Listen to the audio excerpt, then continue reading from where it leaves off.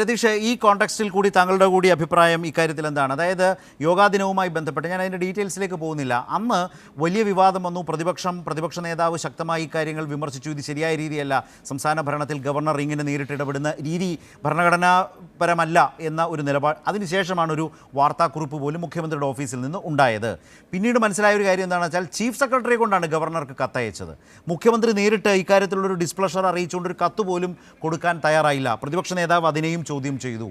അതാണ് പറഞ്ഞത്, 2024 സമാനമായൊരു സാഹചര്യം ഉണ്ടായപ്പോൾ മുഖ്യമന്ത്രി നേരിട്ടാണ് ഗവർണർക്ക് കത്തയച്ചിട്ട് ഇത് ഭരണഘടനാപരമല്ല, ഈ രീതി ഇങ്ങനെ വിളിപ്പിക്കുന്നത്, ഉദ്യോഗസ്ഥരെ വിളിപ്പിക്കുന്നത് എന്നു പറഞ്ഞുകൊണ്ട് നിലപാട് സ്വീകരിക്കുകയും അവർ ആ നിലയിൽ ലോക്ഭവനിലേക്ക്, അന്നത്തെ രാജ്ഭവനിലേക്ക് പോകാതിരിക്കുകയും ചെയ്തിട്ടുണ്ട്.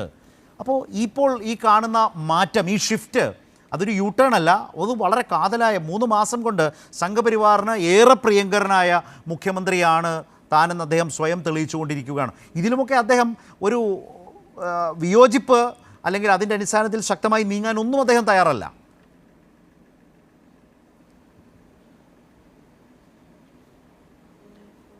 ശരത്ത്, ഇതിൽ ഏറ്റവും പ്രധാനപ്പെട്ട കാര്യം എന്ന് പറയുന്നത്, ഒരു മുഖ്യമന്ത്രി എന്നുള്ള നിലയിൽ അദ്ദേഹം തീർച്ചയായിട്ടും ഇതിനെതിരെ ഒരു ചെറുവിരൽ പോലും അനക്കുന്നില്ല എന്നുള്ളത് മാത്രമല്ല, ഞങ്ങൾ ഗവർണറുമായി ഒരു ഏറ്റുമുട്ടലില്ല എന്ന് അദ്ദേഹം പറഞ്ഞുകൊണ്ടിരിക്കുകയാണ്. ഞങ്ങൾ ഗവർണറുമായി ഒരു ഏറ്റുമുട്ടലില്ല എന്നുള്ളത് റോജി എം ജോൺ അടക്കം അദ്ദേഹത്തിൻ്റെ മന്ത്രിമാരടക്കം പല തവണ വ്യക്തമാക്കുകയും യഥാർത്ഥത്തിൽ ഇപ്പോൾ SFI നടത്തിക്കൊണ്ടിരിക്കുന്ന പല സമരങ്ങൾക്കുമെതിരെ അത് അപരിഷ്കൃതമാണ് എന്ന് പറയുന്ന ഡയലോഗുകൾ ഇതേ മന്ത്രിമാർ പറയുകയും പോലീസ് കേസെടുക്കുകയും ചെയ്യാണ്. എന്ന് പറഞ്ഞാൽ ഭരണപരമായി യാതൊരുവിധ പ്രതിരോധവും ഈ പറയുന്ന സംഘപരിവാറിനെതിരെയോ അല്ലെങ്കിൽ ഇത്തരത്തിലുള്ള നിലപാടുകൾക്കെതിരെയോ അവർ ഉയർത്തുന്നില്ല. ഇനി ഇതവിടെ നിൽക്കട്ടെ, ഇപ്പോൾ മുഖ്യമന്ത്രി എന്നുള്ള നിലക്കുള്ള കാര്യവും അതുപോലെ തന്നെ ഒരു ചീഫ് എക്സിക്യൂട്ടീവ് എന്നുള്ള നിലക്കുള്ള കാര്യവും ഒക്കെ തന്നെ അരുൺകുമാർ ഇവിടെ പറഞ്ഞു. ഇതിൽ ഏറ്റവും കാതലായ പ്രശ്നം എന്താണ് എന്ന് ചോദിച്ചിട്ടുണ്ടെങ്കിൽ, കഴിഞ്ഞ ദിവസങ്ങളിൽ രാഹുൽ ഗാന്ധി നടത്തിയിട്ടുള്ള പ്രസംഗമുണ്ട് ലോക്സഭയിൽ. ആ രാഹുൽ ഗാന്ധി നടത്തിയിട്ടുള്ള പ്രസംഗത്തിൽ രാഹുൽ ഗാന്ധി തന്നെ പറയുന്നത്, ഈ പറയുന്ന നേരത്തെ ഉണ്ടായിരുന്ന ധർമ്മേന്ദ്ര പ്രധാൻ ആയിക്കോട്ടെ അല്ലെങ്കിൽ പുതിയ വിദ്യാഭ്യാസ വകുപ്പ് മന്ത്രി ആയിക്കോട്ടെ, ആരുമായിക്കോട്ടെ, പക്ഷേ സംഘപരിവാർ നമ്മുടെ സർവകലാശാലകളെ എങ്ങനെയാണ് കൈപ്പിടിയിലാക്കുന്നത്, അത് സർവകലാശാലകൾ അവരുടേതായിട്ടുള്ള വൈസ് ചാൻസലർമാരെ നിയമിച്ചുകൊണ്ടിരിക്കുകയാണെന്നാണ്. എന്ന് പറഞ്ഞാൽ, പക്ഷെ നമ്മൾ ശ്രദ്ധിക്കേണ്ട ഒരു കാര്യം, ഇത് രാഹുൽ ഗാന്ധി ലോക്സഭയിൽ പറയുന്നു എന്നല്ലാതെ മറ്റൊരു സംസ്ഥാനങ്ങളും അല്ലെങ്കിൽ കുറച്ചെങ്കിലും ഇത് പാലിക്കുമ്പോൾ കേരളത്തിൽ എന്താണ് സംഭവിക്കുന്നതെന്ന് വെച്ചാൽ, കേരളത്തിൽ സർവകലാശാലകളിൽ ഗവർണർക്ക് വൈസ് ചാൻസലർ എന്നുള്ള നിലക്ക് യഥേഷ്ടം എന്തും ചെയ്തോട്ടെ എന്ന് പറയുകയാണ്. അതേസമയം നമുക്കറിയാലോ, ഇവിടെ യഥാർത്ഥത്തിൽ രാഷ്ട്രീയമായി എത്ര വലിയ പ്രതിരോധമാണ് പിണറായി വിജയൻ സർക്കാർ ഭരിക്കുമ്പോണ്ടായിട്ടുള്ളത്.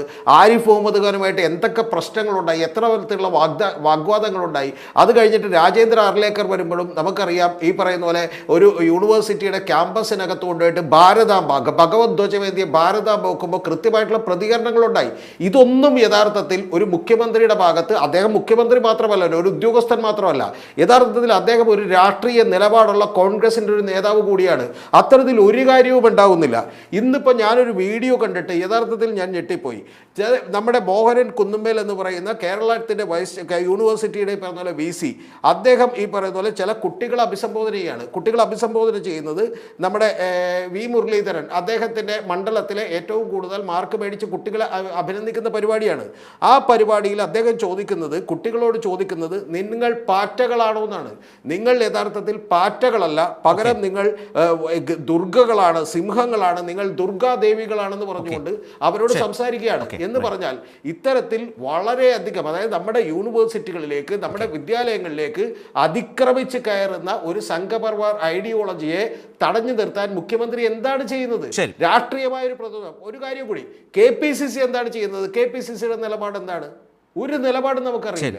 ഏതായാലും KPCC പ്രസിഡന്റ് വരട്ടെ. രജിനും കാത്തിരിക്കുന്നത് പുതിയ KPCC പ്രസിഡന്റിനെ കാത്തിരിക്കാൻ വേണ്ടിയാണ്. മുഖ്യമായും മുഖ്യമന്ത്രിയുടെ ഇന്നത്തെ വാർത്താ സമ്മേളനത്തിൻ്റെ കൂടി പശ്ചാത്തലത്തിലാണ് ഉയർന്നു വന്ന പല വിഷയങ്ങളും ഇവിടെ ചർച്ചയ്ക്ക് വിധേയമാക്കിയത്.